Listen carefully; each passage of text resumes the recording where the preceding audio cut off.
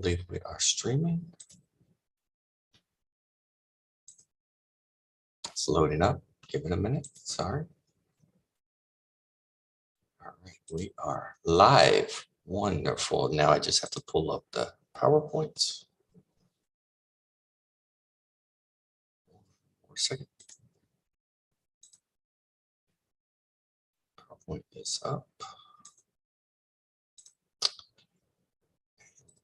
Share.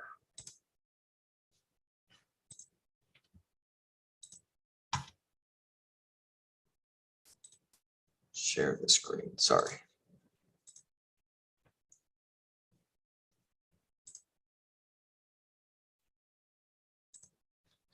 Everyone see my screen? Yes. Just wonderful, thank you. Okay. Welcome back, everyone. I'm Jeremiah Adams here with John and Ahdi. Is it Ahdi or Ahdi? Well, and if I have to pronounce it in Persian, it's Ahdi, but I'm Ahdi. okay with whatever. Thank you. You're Appreciate your graciousness. Ahdi. Well, welcome everyone. Today is a little bit different than what we usually do, and I hope that everyone enjoys it. This interview with Ahdi was planned as a useful starting point for leading the conversation on the arts and the Baha'i faith. We hope to cover key moments often not discussed when asking individuals about their music or their artwork or different entertainment projects. So let's get into it. We're going to get to this quote, but first I just want to do a few introductions. As I said, my name is Jeremiah Adams. Welcome back to another Baha'i Explorations program. And I'm going to walk you through a session today. As I mentioned, these Sundays programs are our community's attempt to jump into the spiritual realm and to think about what it means to explore the Baha'i writings and teachings. Exploration is defined as the action of traveling in or through an unfamiliar area in order to learn about it. Hence the reason we have named these series Baha'i Explorations. I'd like to begin by thanking everyone for making time to be here with us this morning. Your feedback is valuable and will help us determine if these programs function as intended. Just to confirm, we'd like to keep this interview to 1 hour for the discussion, and that's the discussion between John and Ahdi. And then we have set aside 30 minutes for questions and answers at the end. Does that work for you, Ahdi? Yep. Great. We're looking forward to this conversation. And in fact, as we go about having this discussion, John and I will ask you and our listeners to think as much as possible about one's purpose. What, if anything, discussed today can be applied to our own lives, specifically your own lives? How can the arts be used as an avenue for teaching this faith? Also, one thing of note is that everything said and discussed are the opinions of the participants solely, and not the official policy of the Clearwater Baha'i community, the National Spiritual Assembly of the U.S., or the Universal House of Justice. We're doing this to share our understanding of this faith with others, and so we need to hear your honest reactions. If you have any questions as we go along, we ask that you utilize the raise hand button in the Zoom that's located in the reactions tab. We will do our best to get them answered as close to the point of interest, but if we don't get to it immediately, then we just ask that you wait till the Q&A portion. The recording will be available following the close of today's discussion. It will be streamed live. It's currently being streamed live, both to YouTube and Facebook. And then we'll have a local recording, which will be archived on the community's website. And finally, I want to confirm that everyone here understands that today will be more of a discussion between Ahdi, John, and myself, as opposed to our regularly scheduled program, which tends to be more lecture in format. Now, before we get started, does anyone in here have any specific questions, or are we ready to move on? Looks like we're ready to move on. All right. What you see right now is just a brief overview of the way the program is going to go today.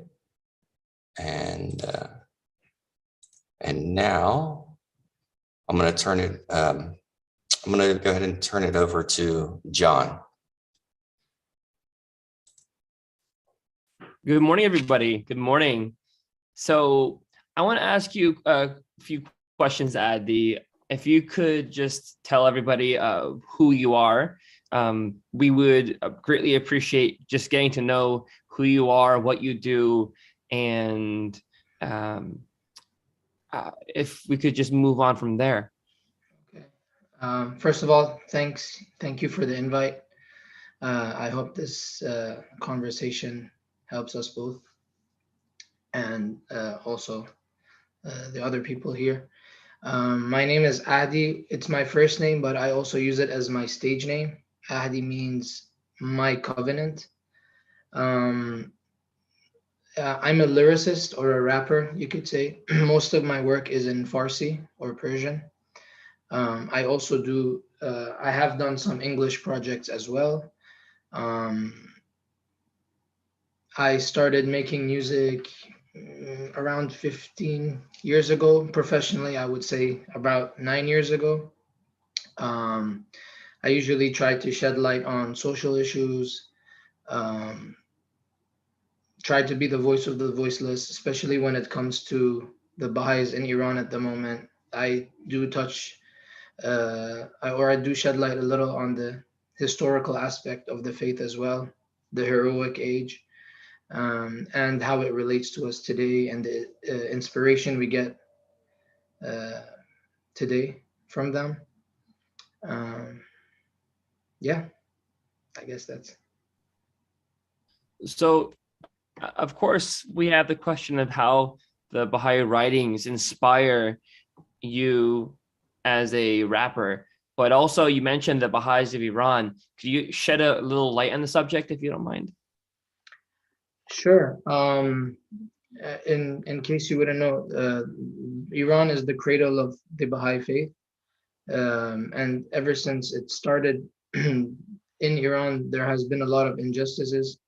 Earlier on, there was a lot of killing and so forth. Today, it's more about imprisonment, taking away human rights, rights to education, etc. So I wouldn't say this is my main focus, but since it's a part of who I am, it is something I include in my music. Because in general, we are, other than just being Baha'is, we are living with everyone else in this world. So being socially active and talking about social issues in general is also a duty of ours. But I do include these aspects as well. I'm sorry, was your question specific to the Baha'is of Iran? I think it was. Well, Yeah. it's partially specific to you, but yes, it's specific to what is going on with the Baha'is of Iran. Like, why does it inspire you? I understand from having listened to some of your music, you give voice to the voiceless. Why is it they have no voice? What's going on here? Why they don't have a voice? I guess that's a good question to ask the people in charge. But from my perspective, I would say one reason was why they don't have a voice. It's because in general, in today's world, society, or politics, they're afraid of the truth, and they're afraid of people being united. So this is a way they try to fight back, or this is my own opinion. I don't know. So yeah. So you believe that sharing your raps, especially since you rap in Farsi, you don't rap in English, you rap in the Persian language, the language of people who live in Iran. You believe that these people who live there, who are oppressed right now, that are going through this very troubling time, that they will listen to your music?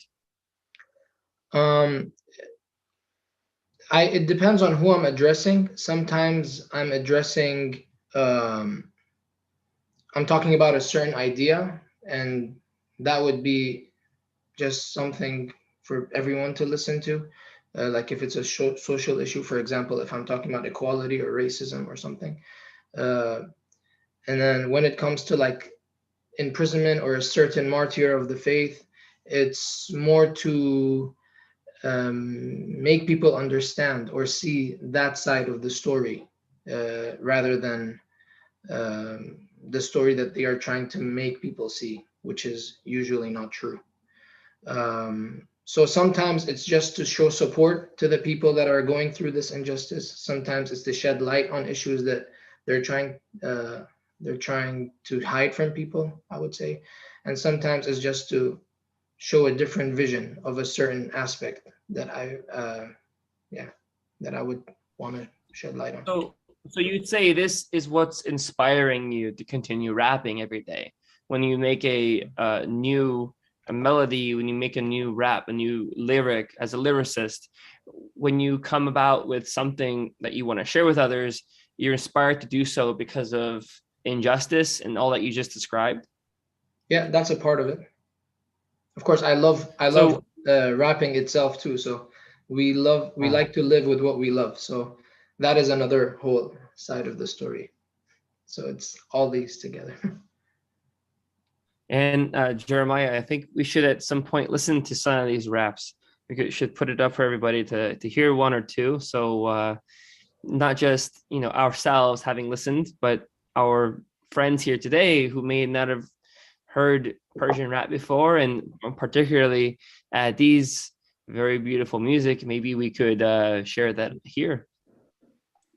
Sure. Yeah, I'll cue it up and we'll do the first one, and then we can get back to speaking with Ahdi. Yes, thank you. And Ahdi, while he's pulling it up right now, you're in the States right now, right? At the moment, yes, I'm in the States. Cool. Yeah. So are you able to see who listens to this Baha'i music around the world and track it?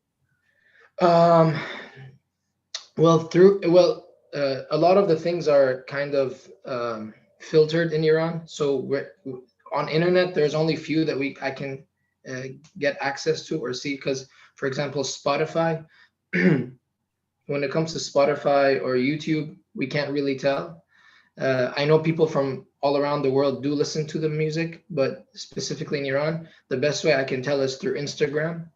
And it's good. I could say 90% of 80 to 90% of my audience is usually in Iran, or at least the Iranian diaspora around the world.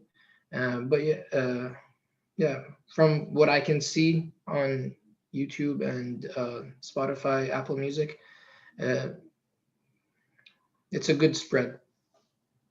And right before we get started, we're going to be listening, everybody, to Suleiman Khan.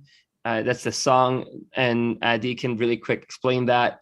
But before that, the Iranian diaspora, it's the spreading of the Iranian people around the world who left Iran during the Iranian Revolution. There were actually several in history, but this is the one we're talking about, the one that they left during the before, during, after the Iranian Revolution, which up to today, you created government. Yeah. Huh? Up to today, you could say as well. There's a lot of up to today. Yes. That's a good point. It's still happening. Yeah. So that being said, could you explain a little bit about this song? We can of course talk about it after, but like who was Suleiman Khan? So Suleiman Khan was one of the martyrs of the, I would say, Báb'í faith. He was the person who went to Tabriz to take the Báb's body after his martyr. Well, he was initially going to save him, but when he got there, the Báb was already martyred. So he carried the Báb's body. Right now, I can't recall exactly, but I think back to Tehran. and or to Tehran. And when he was caught, he was technically, I would say, tortured to death and when they asked him how, they left it up to him to decide how he wants to be killed. He said, I want people to see how bright my soul is. And so he decided to go with, they were shoving candles into his body and making him walk down the street. And as the story goes, he was dancing as they were doing this. So just to show how happy his soul is and how bright it's becoming. So I have never done a song like this. This is the only, I would say, that I've done in this style. This song is not about the story of Suleiman Khan's martyrdom, Suleiman Khan Tabrizi.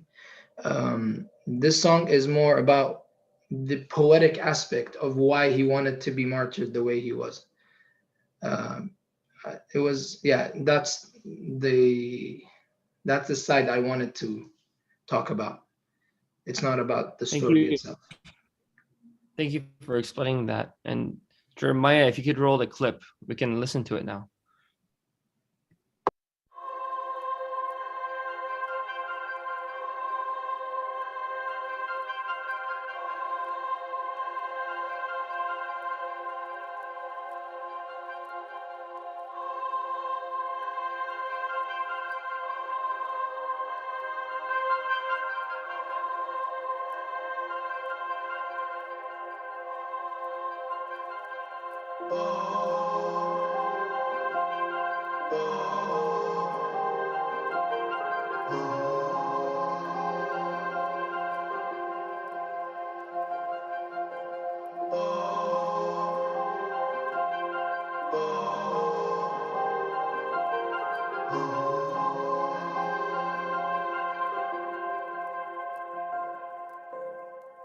باید تو این ظلمت رفت به سمت فانوس، تو این سرزمین زخم دیده درب داغون، نه ستم ز قانون، جایی که بذر آشوب، نه بذر عشق کشته میشد زیر فرش باروت، پر از لخت بزخون ها جاری، اونجاست که قهرمان تو عرض تابوت، هدیه برای بردوش گذاشتن تابوت معشوق، بنویس از قهرمان گو، از جاودان بودن یه نفس خاموش، نه تا شم یه جان سوز و رقصیدنش، یه قلب آروم گرفتن آغوش، فقط خدا بود امشب شمی نش خاموش، این شب آتور حقدار و عرش آسود، تاجدار و زانو الحق ندا بود، اینجاست رقص با نور، رقص با نور تعبیری برای فهم ما بود از رهاییش، میخوام جانم شعله ورش شعله ورز آن روح، این رقص بین شم هاست، این رقص بین شم هاست، این رقص بین شم هاست، این رقص بین شم هاست، این رقص بین شم هاست، این رقص بین شم هاست، این رقص بین شم هاست، این رقص بین شم هاست، بین شراره شعله های شرمسار، یه پرواز، یه روح در آستانه یه رستگاری، این رقص بین شم هاست، بین شراره شعله های شرمسار، یه پرواز، یه روح در آستانه یه رستگاری، آن که دائم هوس سوختن ما می کرد، کاش می آمد و از دور تماشا می کرد، تکرار می کرد وقتی خواست خود باشه شم آجین زجر برای شکنجه گره، اون برای ما تعبیری از رهاییش کرد، از روحش برای عاشق باید شادی کرد، تا بیدن عاشقی که پرواز می کرد، هی بال کاشته می شد و هی بال می زد، زیباست فدا شدن در راه معشوق، از قفس و این تن رها شدن روح، تا خون تو رگها جاری یاد معشوقه، بر لبهای خندون پس بکشه نقاش این تصویر زیبا رو، یه رقص عاشقانه، یه زنجیر بیار و نه تا شم برای تقدیس، بیا روشنشون کنیم صمیم دیدار خدا، یک سمبل و بذری فکری که میکش و یک شکنجهگر با دستای لرزیده قیام کن به احترام سکوتا شجاعتو میشه کشید هرچی هم به شولش نرسیده سیاه کن کشیدی رسیدیم و دیدیم که تو این نقش نه درد هست نه زجر نه ترس هست نه خشم یه درک هست یه حق و حقیقتی که شد شعله ورتر ز قبل معشوقی که از فرش رفت به عرش نوری که به نسلم شه وصل باید تا 100 نسل بعد پس بکش و بکش تا بکشن دست از ستم پس وقتی نه درد هست نه تیره دیده میشه نقش قشنگ ترم میشه اینجا قدرت ظالم کنده سریشه پشما رو هی روشن کنی تا این رقص ابدیشه این رقص بین شم هاست بین شراره شعله های شرمسار یه پرواز یه روح در آستانه یه رستگاری این رقص بین شم هاست رقص سلیمان خان این رقص بین شم هاست رقص سلیمان خان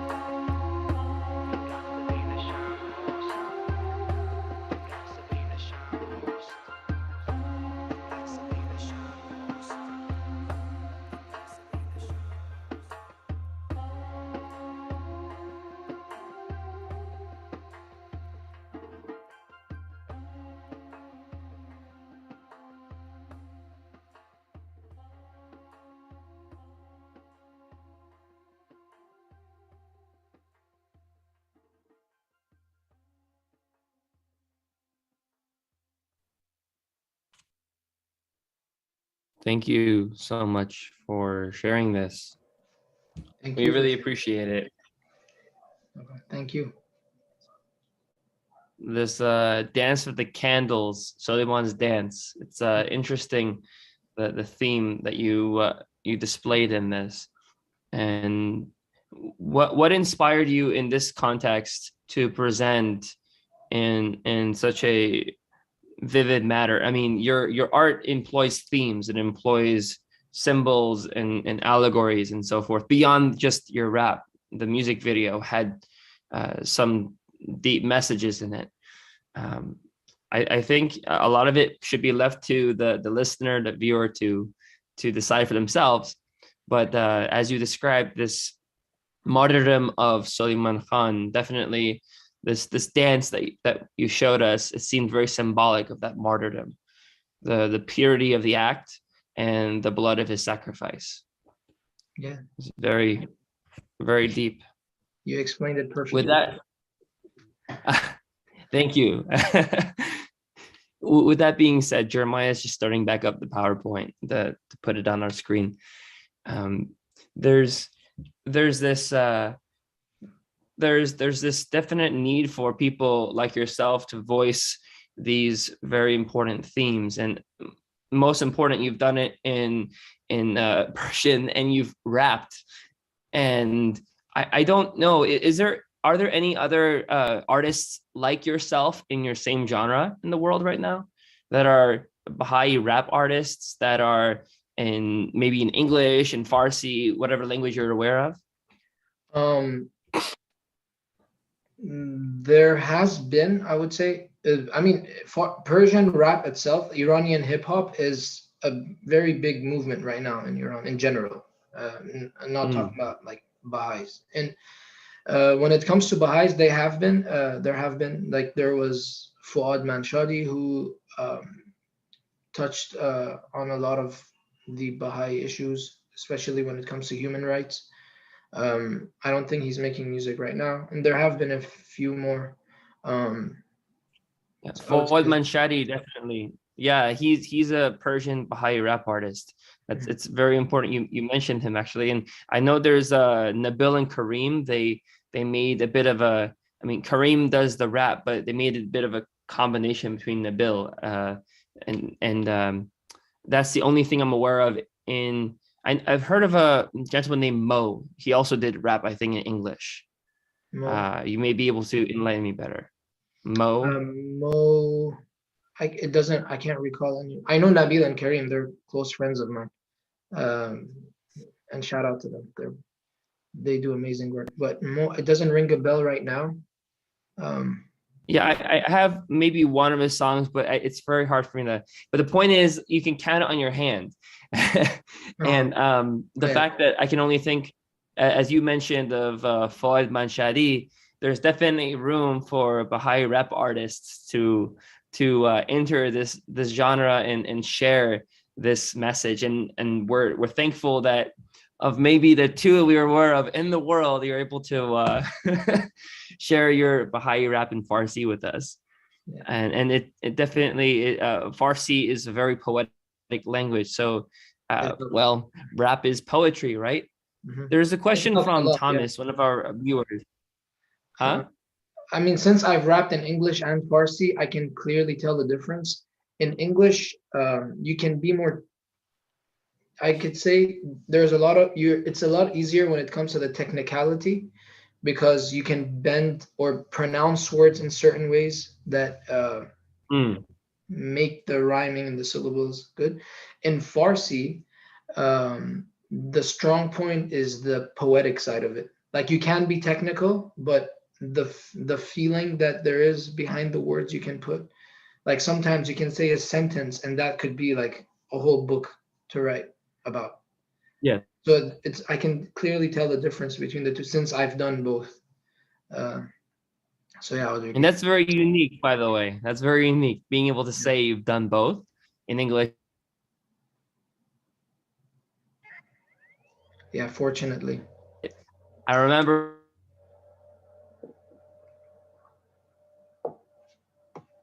I don't know if it's me or. Yeah, it may be John's connection. John, your connection is dropping, unfortunately. Can you repeat yourself? That's unfortunate. So yeah, I was saying in English, they've been able to rhyme orange.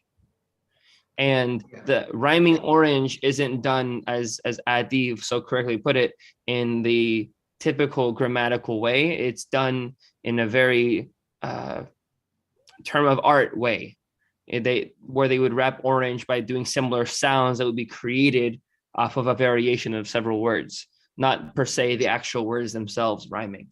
And I thought that was interesting because you mentioned Farsi, that it's difficult to do that in Farsi, right?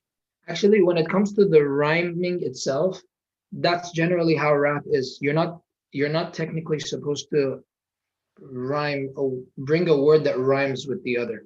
You're supposed to break down the words. That is general. Like if you look at Persian rap and you bring like a poem from Rumi or Hafez that are in Farsi, the rhymings, the way the words rhyme are not the same, because it's all about, and when it comes to rap, it's all about syllables, breaking down the words. Sometimes you'll hear the rhyme being a single word, and then the word that rhymes with it is like 3 different words put together. And sometimes it's a word it's a syllabus from another sentence coming into the next one. So that is general how rap is. But yeah, and when it comes to English, that technicality of it is different, I would say. Yeah, sharing syllables and consonants from various words together to make it work. It's crazy and it's amazing, and it's definitely worth looking into just to understand. And I appreciate you explaining a little bit about that. Thomas here has a question from, of course, what we were just listening to, but then, moving forward, he asks, what do you think is the inspiration for the attraction of Iranian youth to rap? Is it rebellion? Is it resistance? Why are they inspired? Why are they attracted to rap in Iran today? Okay. That's a very good question, Thomas. And by the way, if people are writing questions, I'm sorry if I'm not seeing it, but thanks for bringing it up, John. I would say it's a few different aspects. It's not just it is to a point, the rebellious part of it, the fact that you can speak out and talk about things or issues that usually, or musically speaking, aren't talked about in other genres. That's one part of it. I think the other part of it is that poetic culture of it, because Iran has always had a history of poetry. Um, and the fact that rap or hip hop has that side of it too, um, it was very easy to blend the two, I would say, or very, yeah, beautiful to blend the two. That's, I would say, these two would be the strongest key points.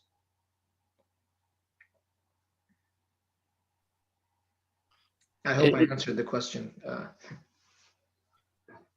Yes, I think that you brought some good points in, and definitely I would also encourage. There's a lot of similarities between the reason why we've had youth rap in various countries, not just Iran or in America. Yes, in various countries, they rap for similar reasons, and it's interesting to look at the similarities of why people do what they do. Jeremiah put up this quote here, which we have in front of us, and I'll just read it off. It says, "He is a true Baha'i who strives by day and by night to progress along the path of human endeavor, whose cherished desire is so to live and act as to enrich and illuminate the world, whose source of inspiration is the essence of divine perfection, whose aim in life is to conduct himself as to be the cause of infinite progress. Only when he attains unto such perfect gifts can it be said of him that he is a Baha'i."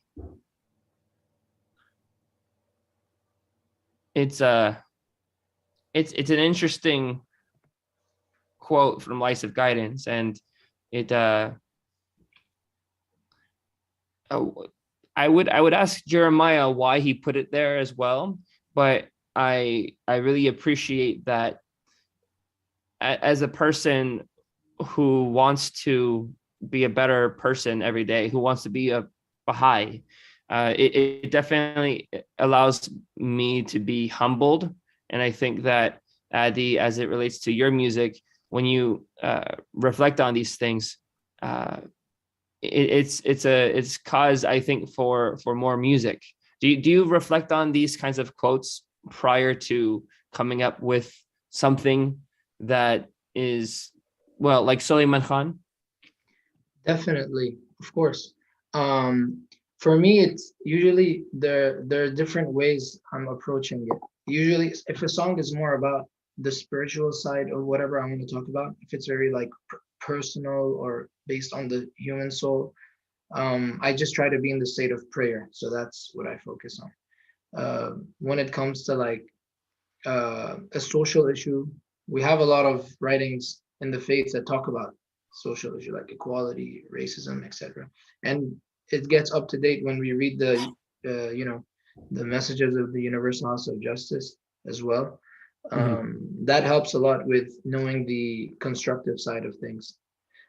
So it's really easy to become negative very fast, especially with how the media pushes everything. So when you want to talk about aspects like these writings help balance it out. You have your own thoughts, but they just help sharpen those thoughts. And of course, you talked about Suleiman Khan. Suleiman Khan was actually, I knew the story as a child, but I was reading Tariq Nabil, Nabil's narrative. I think that's the English. Yeah. I was reading, that's the English name for it, right? Yeah, they also, depending on if you read the full version, it's called the Dawnbreakers. Yep. Okay. Yes, that one. They call it also Khan Badi, I believe, yes, right? Yep. Yeah. So I was reading the story again, and it just clicked. Like I was just reading the story, and for some reason that certain time, it just felt it was more about the significance of what he did. The story wasn't really a issue at that point, and then it just clicked. I was like, I want to write something about this. And I told my producer, the guy, Kiarash, his name is Kiarash. He goes by KR Beats. He makes, or for the past 4 years, I would say he's made most of my music. I told him I'm looking for something like this, and then he sent me the beat in 2 hours. I mean, it wasn't mixed or mastered, but there was a structure, and I was like, this is perfect. I listened to the beat a few times because I just knew what I wanted to do, but I didn't know where I want to take it. And then I just listened to it, just thought about it. I didn't want to hurry up and start writing because then later I would have probably been like, I should have added this. So I just let it wait a little bit.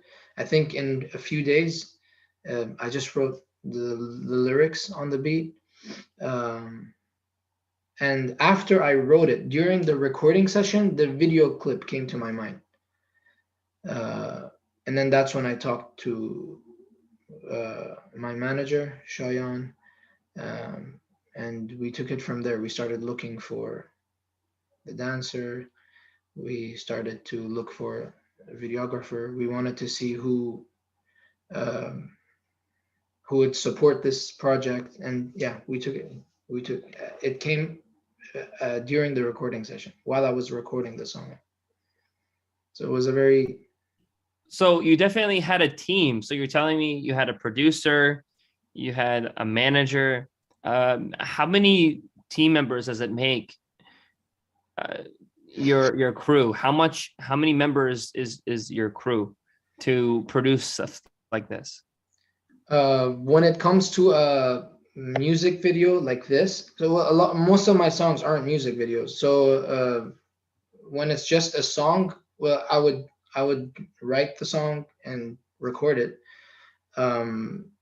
That could be 3 people could take care of that. You have the producer, the artist, and the engineer for the mixing and mastering. But for a music video, you would have to have a setup crew. You will need a cameraman. You will need editor.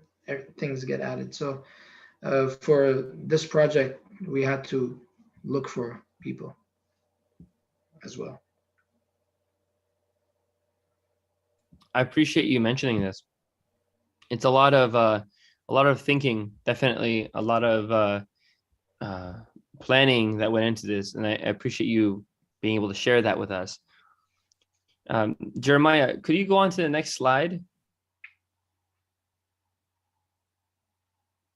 While he is, yeah. So we have this question, and we kind of addressed a little bit of it. Sorry, guys, we didn't really make this to be a PowerPoint to go with what we're talking about, but it's nice to keep the direction of the flow. So I guess to finish off what we were already discussing, the question of becoming inspired by the Baha'i writings through the arts. What do you recommend to people here today that are listening to you as a way to become inspired? Is it, I don't assume it's one size fits all, but I know it starts with reading the writings. What do you recommend to people?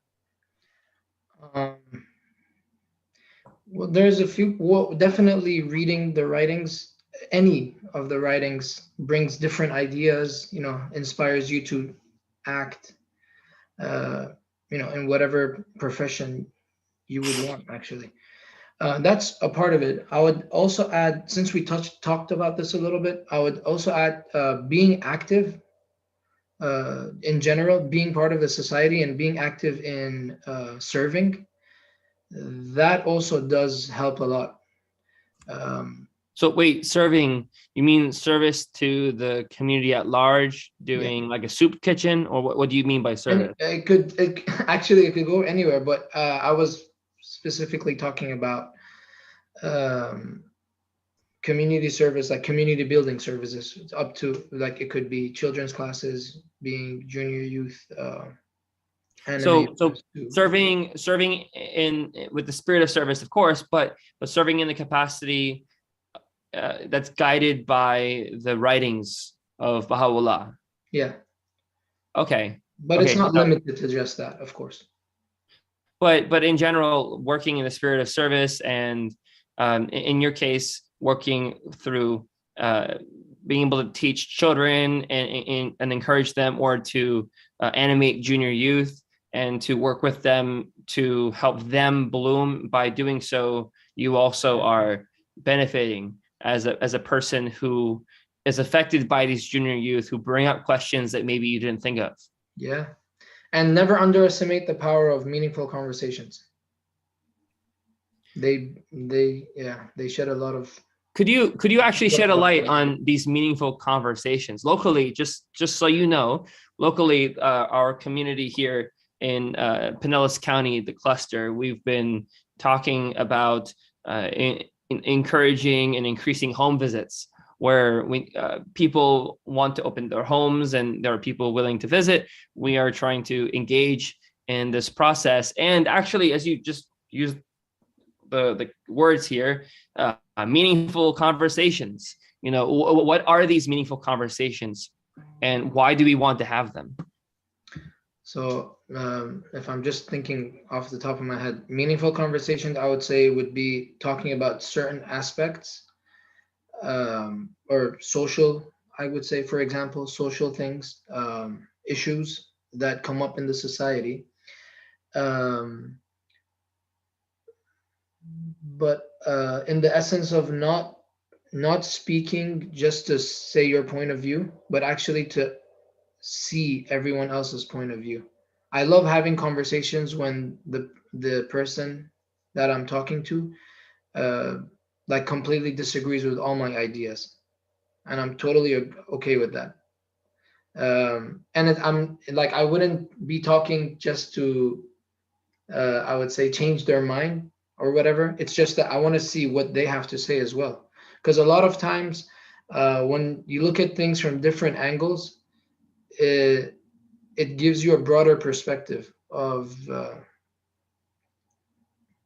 whatever the issue is. I mean, it could be anything. I guess. So I find it interesting that you had mentioned, you had harped on this humility that we need to have. So a meaningful conversation starts by also listening to the other person, but also perhaps introducing themes that maybe the person that you're speaking with may not have intended, but themes that involve thinking a little deeper into why we do things. For example, there was this quote I read on Friday, and it was actually a sentence, and it wasn't per se a strict Baha'i quote, but it was in some Baha'i material, and it was talking about this idea of confronting this materialism and the self-centeredness of our society, and opposing it with a desire to talk about spirituality and about thinking about others, and the idea of preferring our brothers before ourselves. That's a real theme, and I think a real beginning to a meaningful conversation. And it's funny because we could just glean over stuff like this and not realize how deep it is to just consider we live in a society that doesn't value as much the people outside of the individual. The individual is important, yes, but the people around us are just as important, if not more. And the Baha'i writings, we're told to prefer our brother before ourselves. So it's very interesting, this materialism we have in our society as well. People are not very clear on materialism because we live in a society that's so colored by it. It's like you're looking through rose-colored lens and looking at something that colors everything that rose color. So you're not actually, because you're looking through a lens that is itself also materialistic, you're not really able to identify the deeply ingrained way you view the world as something transactional in nature versus intrinsic in value. That because God created it versus how much is it worth. Mm-hmm. So the idea of treating everything as sacred, for example, it's not something that's very common among humans, especially where you have a, let's just say, you know how you have a toothbrush, you do a toothbrush head and you just throw it away when you're done with it. Mm-hmm. It's a disposable industry world. So the more you can create of something rather than create something that lasts, you can create something that gets replaced, the more money you make. It's not about maintaining something or keeping something. It's about how can we create something that continues to produce economic flow, rather than the purpose of an economy, which is spiritual in nature, to meet the needs of a society. So it's interesting because you can rap about that. You can rap about how our society is worshiping the tools and not the goals the tools are used for. Yeah. And one thing I would add, I completely agree with you. One thing I would add, I was just thinking or putting myself in the what you were talking about. I personally think as Baha'is, one thing to remind ourselves or keep reminding ourselves is whatever we're talking about, we're also a part of. So when we talk about materialism or how the society is affected by it, we're also affected as much, sometimes more. So it's not just talking about it to see where the society goes. It's sometimes also to help yourself get out of it too. And as an artist, so I think this is like breakthrough right here, because I mean, I'm realizing it, but I want to understand, just for someone who's watching this who hasn't really thought about this, how do you see it in yourself when you're talking about a? I think we lost John again.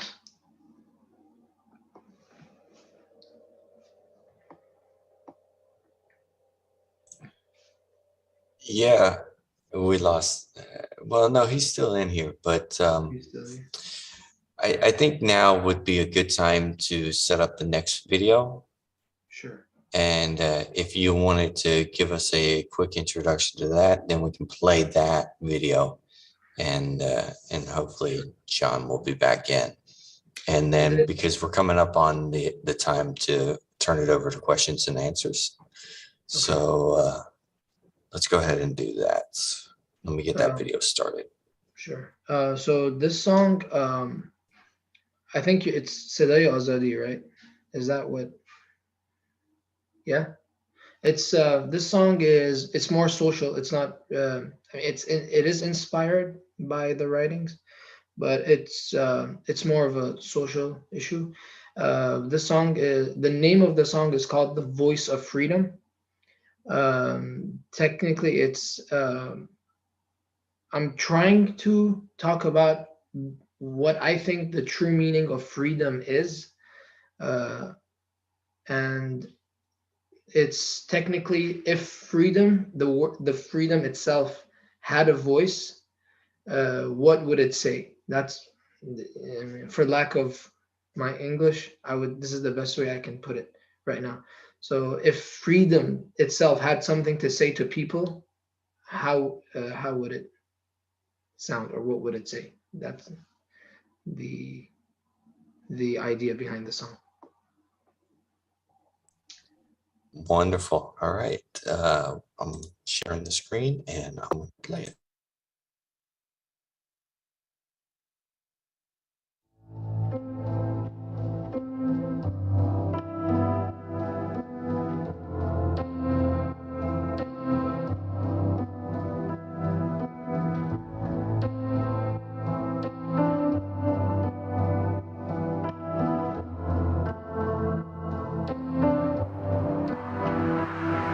میشنوی منو تو داد و فریادها، دنبالم گشتن تو خواب و دریاها، تو مرگ سختی روزگار و ایام باز، شاید با یاد هونی که رفت با هر یاد، یا مقدار و عیارها، تلاش و سعی باز، یا تکرارش تو هر نامه ای نه ولی عاشقانش، لای خطها تو پیام ها بودم و درستی نبود آخرش نیام، کاش میشد ما زودتر برسیم به هم. حالا حکمت قسمت هرچه بگیم یه حقیقت این فاصله است. چی گرفتیم ز درک تاریخ؟ پس تاریخ بنویس یه خط، تلاش در تلاش است. برا تو فرادم همونو که برا صلح سربازن سرپا که هر گام برداشتن ز مرزها فراتر شن. صدایم کن ای آغاز من، بنویس ز داستان من. صدایم کن هم آواز من، صدای آزادیم. صدایم کن ای آغاز من، بنویس ز داستان من. صدایم کن هم آواز من، صدای آزادیم. من نه اون پرچم سفید کمین پشت دیوم، نه اونی که ادعاشم زیر نقطه چی، نه شبیه سلاحم نه زمین پرزمینم، نه اونی که اسممو میاره میده به خورد دین. نه مرز دارم نه میخوام تو اسیر و کشته شی. میشنوی منو وقتی نلرزیده گل بدی. ایرانیم پر گوهر دیدارم پرز شیر که قفسش اصلا هم شبیه گربه نیست. خبری نیست از قفس اصلا، گم شدم و دنبال حقم هستم. مثل ببر مازندران دنبال جنگلم گشتم. ندای بلخرات و سمرقندم، خراسان گیلکدار بلوچم مربم.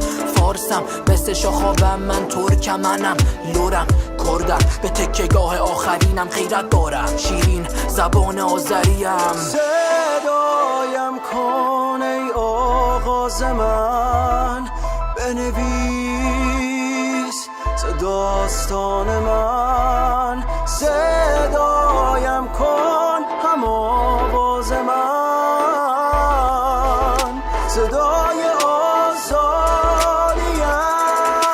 صدایم کن ای آغاز من، بنویس ز داستان من. صدایم کن هم آواز من، صدای آزادیم. پس میشنوی منو وقتی اتحاد باشه، صدای فرزندان این خاک یک صدا باشه. اینجا هر فکر هر شکل هر اعتقاد جاشه، عشق پاک باشه که اعتماد باشه. از درون در درون این انقلاب صابریم و بخشش، جای انتقام ساکن در قلب ها. پیروزی نصف داستانه، باید هر آدم این جهان بگه آزاده. اون روز کنار تو هم رد من بی سر، به یاد اونی که واستاد هر بار زمین خورد، به یاد اشک مادر سر بالای آخرین نفس، و اونی که برای رسیدن ما شهید شد. اشتباه کشیدن تصویرو که پایه‌دارها میرن. پیروزیم بذار بگن سزای آزاریم، که بدونن نداییم که گر شدم ندات بدون صداییم ز حق صدای آزادیم. صدایم کن ای آغاز من، بنویس ز داستان من. صدایم کن هم آواز من، صدای آزادیم. صدایم کن ای آغاز من، بنویس ز داستان من. صدایم کن هم آواز من، صدای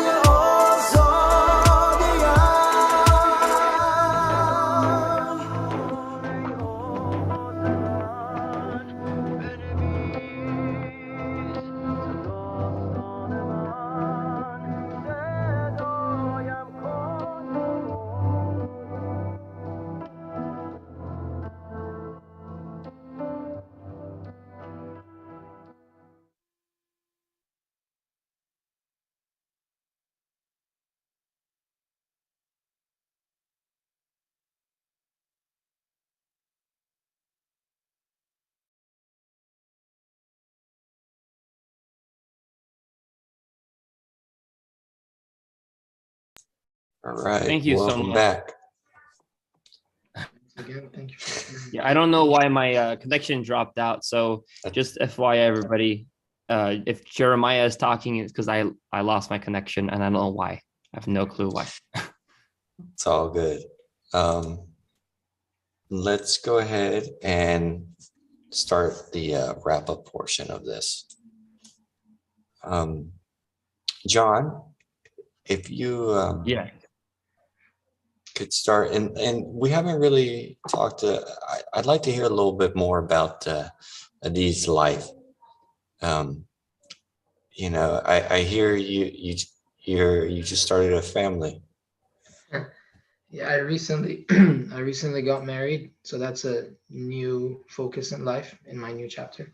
It's I think a few days ago was our 6-month anniversary actually. So Congratulations. Congratulations. thank you. Other than that, other than being a lyricist and a rapper, I have studied dentistry.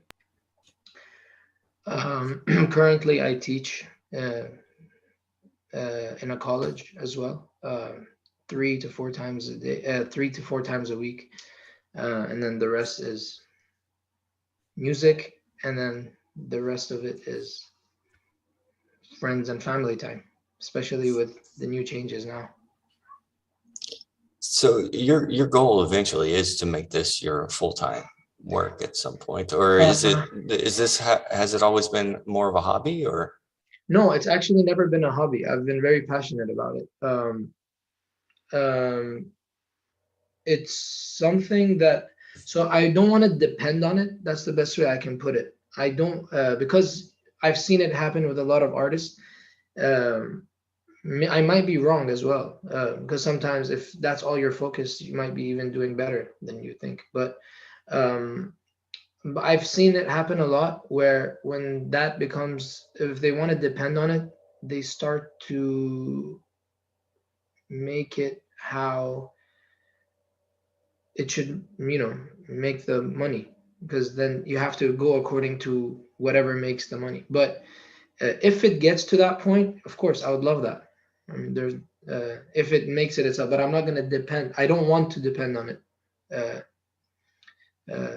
So however much it's making me now, I'm okay with that. I'm not going to depend on it. And if it becomes even better than this, perfect. If it allows me to focus on it, full time, then that's what I would be doing. You're an artiste in the truest sense of the words. I'm wondering if you have any plans to what I've heard today has just been beautiful. I don't know what's being said. Do you have any plans to make it English or to expand the internationalization of it? So I do write in English. I have rapped in English as well. I might have projects coming in soon. Usually, especially nowadays, most of the things that comes to my mind is still Persian, just because it's the way I think. I believe if enough focus happens on this genre itself, the Persian itself can be internationalized. It is to some point up to now, but it can go even further. But I mean, yeah, I would do English too. I mean, I probably still will. So I can have both. Tell me a little bit about this concept of the journey is the destination. You mentioned that in some of our conversations. So if you could talk a little bit more about how you see your efforts. So yeah, I always believe there is no end goal, at least for my own work or what I do. I don't believe there is I don't imagine like a goal being there and that's what I have to get to. It's this journey. That's what I have to strive for. I love what I'm doing, and that's the best way to live, I believe. So that's what I should focus on. And when it comes to the goal of making the world a better place, which is, probably the main reason that we have the Baha'i faith, that becomes part of the journey too. There is nowhere to stop. So Don't imagine a deadline. Just see the road, take it, strive for it, and whatever that helps it, add it to it. And whenever you feel like you have to remove something, you can remove it and continue on with focusing on the journey. So that key or the connection is the key in the sense that it's trying to stay grounded in the present. You know, I've heard it said that if you're too busy thinking about the past, that you miss the present. And if you're too busy thinking about the future, well, you're going to miss the present as well.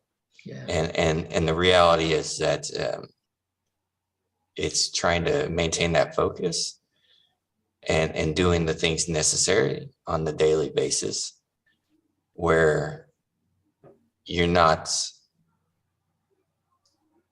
too busy being aloof of the reality of life, but being more active and not passive to what happens. So, Perfectly said. John, do you have any last questions or comments or thoughts, or Ahdi, if you have anything specific that you haven't talked about today that you would like to make sure that you mention before we close up?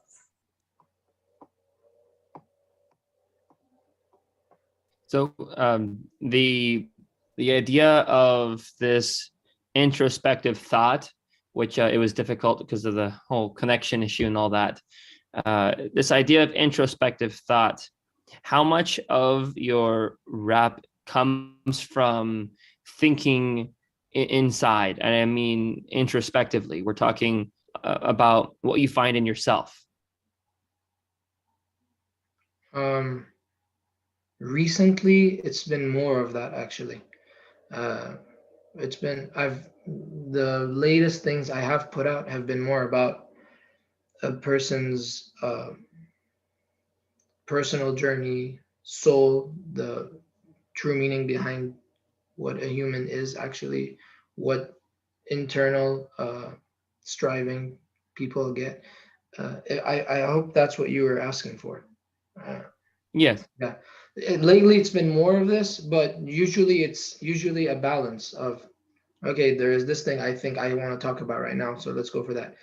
Sometimes, you're in your own thoughts, and suddenly you decide to write something about that, or you feel like something, a certain journey that you're going through, if it gets translated into music, it helps other people also that are going through a similar journey or a certain change or whatever. So it's usually a balance. I try to balance them all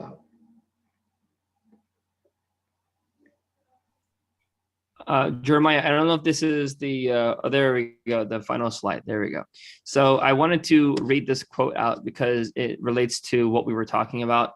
I mean, just one of the sites, Baha'i blog, it provides a beautiful quote that we have from the Baha'i Writings. And it says, the more we search for ourselves, the less likely we are to find ourselves. And the more we search for God and to serve our fellow men, the more profoundly will we become acquainted with ourselves and the more inwardly assured. This is one of the great spiritual laws of life. The more we search for God and to serve our fellow men, the more profoundly we will become acquainted with ourselves and the more inwardly assured. This is one of the great spiritual laws of life. Beautiful. So for everybody here, yes? I've actually said something very similar to that in one of my recent songs, where when you search for your soul, your main focus would be to understand the meaning of that soul and the creator behind it. And that would bring that back to your personal journey. Anyway. Yes. And that's kind of this cyclical process. Like it's not disconnected. Your interior, your soul, your spiritual reality, it's connected with everyone else's reality, and it's not disconnected, even though you can't see it. They're all together in one same place. this little slide we have, we wanted to share links so people could find your music, Ahdi. We see there's facebook.com/Ahdi music. People can visit that website. They can visit your SoundCloud, Ahdi music, and they can go specifically for Suleiman, Suleiman Khan, that song. There's also Bandcamp. They can find you on Bandcamp, and they can find you on YouTube. How do people search for you on YouTube? That usually works the first time. And you just look up Ahdi. If you put Ahdi or Ahdi music, it should come up. I think AHDI space music, or I think even if you put at least when I search it and I put AHDI, it comes up. Maybe it's because I don't know if it's because it's me or, but yeah, it's either AHDI or AHDI space music. I'm asking, we're going to be closing out. I'm asking Dana to start her video and unmute herself. She raised her hand, and we're going to be closing out, Dana. So I hope it's not a big giant question, but we love to get a question in before we close out for today.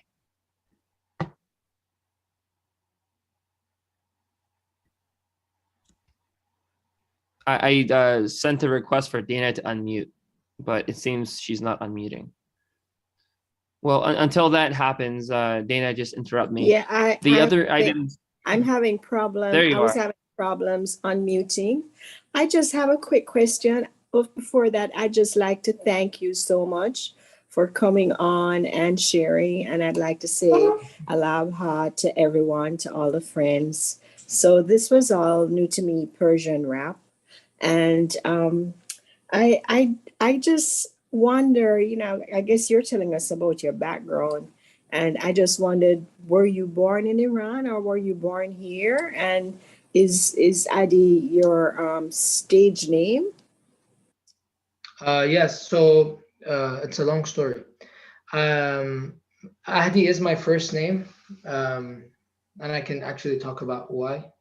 I was not born in Iran. I was actually born in the US, but I never lived in the US. I moved to the US. I mean, right now I'm traveling, to different areas, but I was raised in the Middle East, in the Persian Gulf region. I have been to Iran. I have family ties. I've gone back and forth a lot. So, I mean, that's also a part of why I'm still close to the culture. I think. So I have gone back and forth. But no, I was actually born here, and I was born in the 1992 what is it? The World Congress? You're born at My site? My parents were here for the World Congress in 1992. I was born on the second day, which was the Day of the Covenant. And that's why they called me Ahdi, which is my covenant. That's why that's why I wasn't raised here. They were just here and then they moved where they went back to the Middle East, and that's where I grew up. And then in general, actually, I could also add, my parents traveled a lot for teaching. I owe them this. As I grew up, I realized the more exposed you are to different cultures,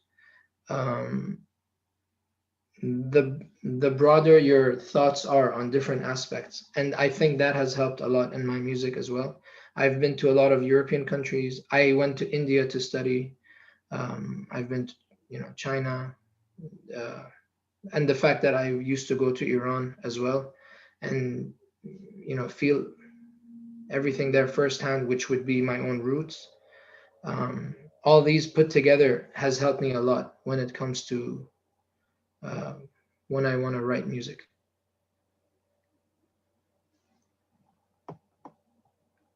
Thank you so much. And as we are closing out, I'm just going to put in a little soundbite from Regina Colston.